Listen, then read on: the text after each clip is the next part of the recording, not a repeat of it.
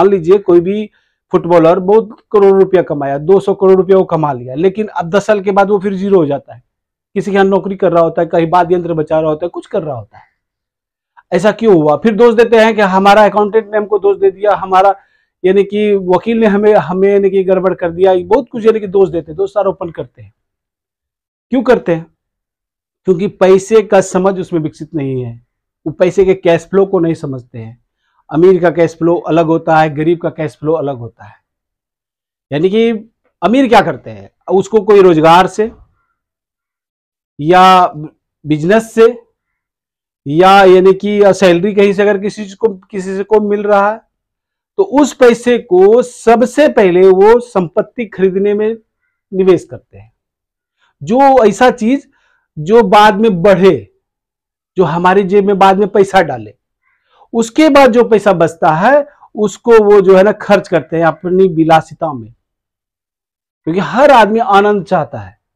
लेकिन जो सबसे पहले जरूरत ये है कि मान लीजिए कि आप बहुत अभी आनंद ले लेते हैं, ठीक है, उसके बाद जो है ना कि अब जिंदगी आज समाप्त मान लीजिए नहीं होता है, आगे भी हमको खर्च है।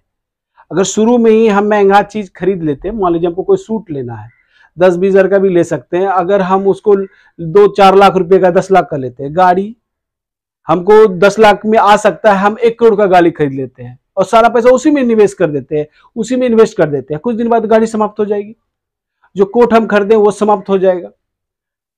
तो ये पहले समझना होगा कि अभी जो विलासिता वाली जिंदगी हम जी रहे हैं, उसको कैसे हम हमेशा जी सके। ये होगा कैसे? पैसों की समझ विकसित करने से। शुरू से ही जो वस्तु वो खरीद रहा है उसे ये पता होना चाहिए कि मेरा एसेट है कि लायबिलिटी है, पहले हमको क्या चीज की आवश्यकता है जो जरूरी है। क्योंकि समाज में बहुत सारी कंपनियां हैं और बहुत से फाइनेंस कंपनियां हैं जो आपको प्रलोभन देगी कि आप ईएमआई पे ये ले लीजिए, ईएमआई पे ये ले लीजिए, हम अभी आपको कुछ नहीं देना, इतना ही पैसा लगेगा, आप नॉर्मल तरीके से खरीद सकते हैं। लेकिन बहुत से घर में देखेंगे गाड़ी होते हुए भी दूसरी गाड़ी खरीदते हैं, घर होते हुए भी दूसरा घर खरीदते हैं, क्योंकि एक का ईएमआई पूरा नहीं होता है तब तक में आपको बहुत सारे ऑफर्स आपके मोबाइल में आना चालू हो जाएंगे, आप उस हिसाब से लोन ले लेते हैं और घर खरीद लेते हैं, फिर उस रेट रेस में आप फंस जाते हैं। इसीलिए पैसों की समझ विकसित होनी चाहिए।